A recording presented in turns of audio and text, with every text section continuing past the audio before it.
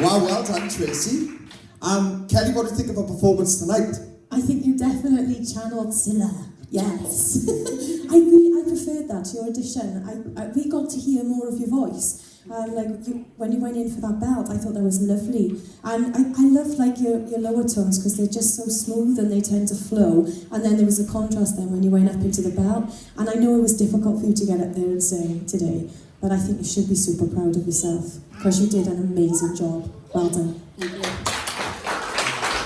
Tracy, honestly, I told you what I thought of you on your first audition. This really, you really get in the zone. It's like this sort of really passionate feeling that you put across in your songs. And I told you that on your audition. But this, I preferred this even more. I definitely think, I still think there's a lot more behind what you can do, but I definitely think you picked the right song tonight because, yeah, but you picked the right one because you definitely showed us a little bit more of what you're capable of.